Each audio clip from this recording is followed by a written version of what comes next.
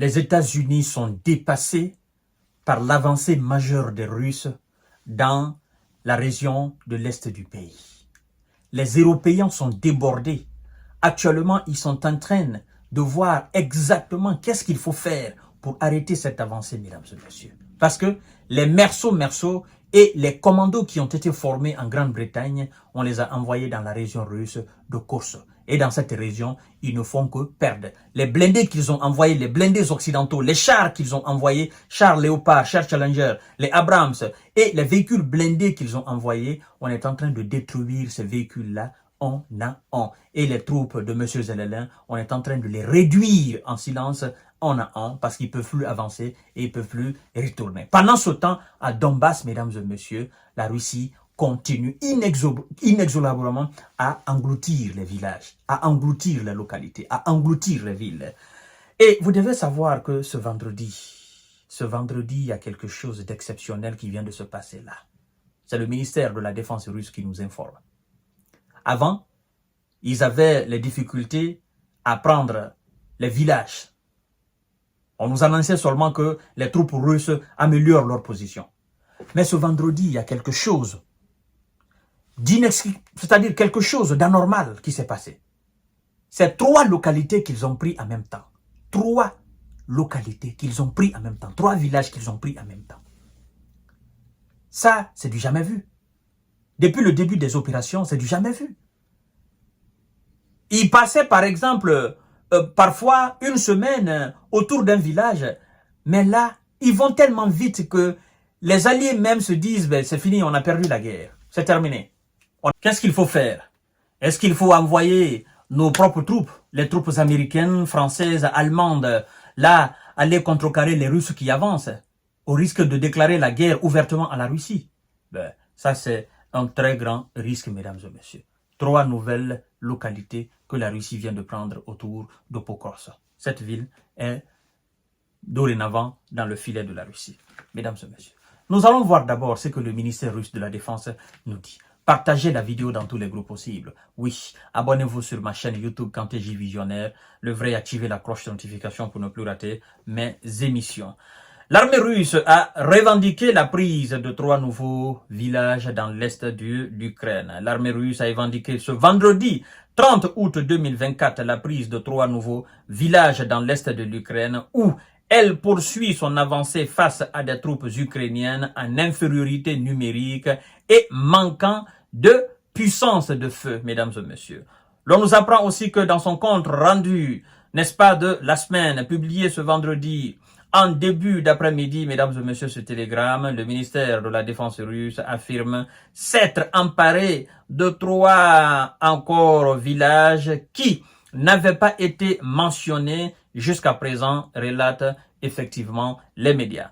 On nous parle de la localité de Novo-Jelanoe, premièrement. Deuxièmement, la localité, le village de Konstian Tinivka, dans la région de Donetsk, et Saint-Kivka, dans la région de Kharkiv. Mesdames et messieurs, vous voyez. Alors, l'on se pose la question de savoir, Monsieur Zelensky, qu'est-ce que tes hommes font dans la région de Kursk? Qu'est-ce qu'ils font? On ne parle même plus des offensives des hommes de Zelensky dans le Donbass. On ne parle pas d'offensive. On ne parle même pas de défensive. Parce que, en fait, ils n'arrivent pas à défendre les territoires. Offensive, là, laissons tomber ça. Ils n'avancent pas à Donbass. Non. Depuis combien de mois ils font plus de succès face aux troupes russes? Donc, sur le plan offensif, c'est un échec cuisant pour eux. Depuis plusieurs mois. Et sur le plan défensif, ils sont sur le reculoir. Ils reculent seulement, ils abandonnent les postes, ils abandonnent leurs positions. Et donc, les positions des alliés tombent une à une. C'est comme si les merceaux qui sont sur le terrain, ils sont dépourvus. Tous sont devenus dingues là, mesdames et messieurs. Mais ce n'est pas leur faute.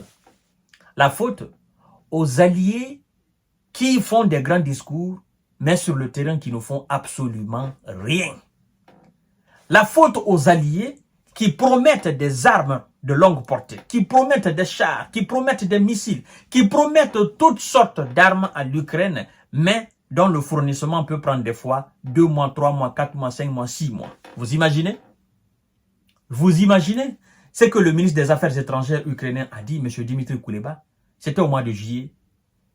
Les armes qui ont été promises à l'Ukraine par les États-Unis, jusqu'à présent, on n'a pas encore livré ces armes.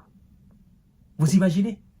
Lui, il a fait cette déclaration au mois de juillet. Ça veut dire que la promesse avait été faite avant même le mois de juillet. Mais il a rappelé cela à Bruxelles hier en disant la lenteur dans le fournissement des armes fait énormément de mal à nos hommes sur le terrain.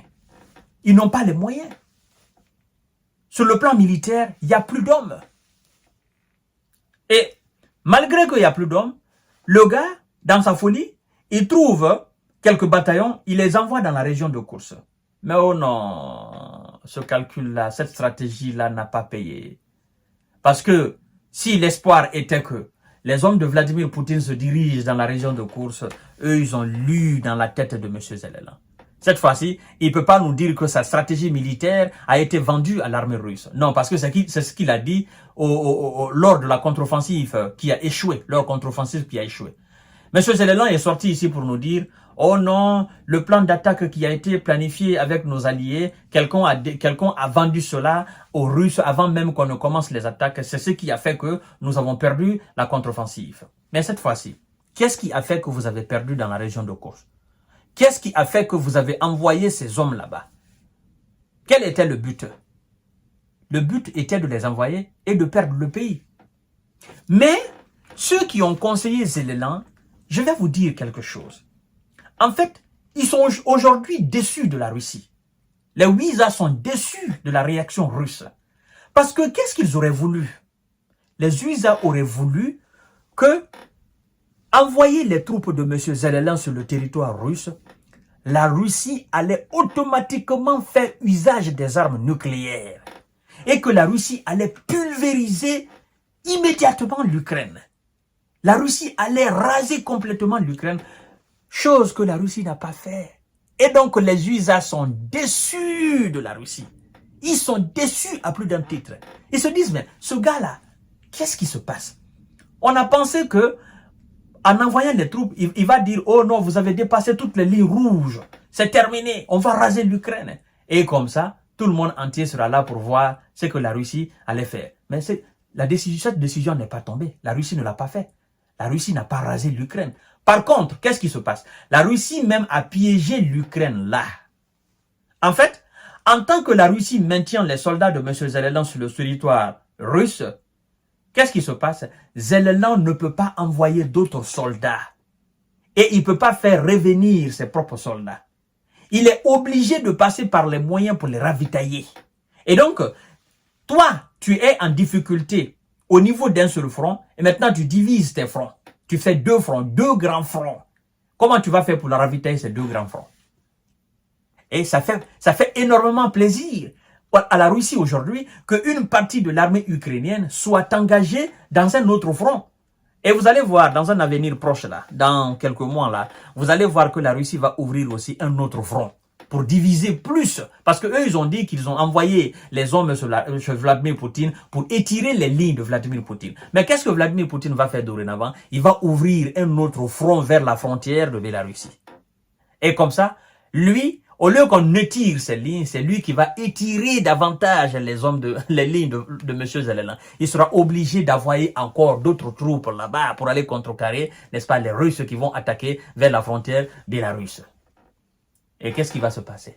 Tu n'es pas dans le Donbass, tu n'es pas à Kursk et tu n'es pas vers la frontière russe. Tu vas tomber. Toi, tu n'as pas d'hommes, tu n'as pas les moyens. Et puis, c'est toi qui te permets de diviser tes troupes. Il est en train de lire l'heure.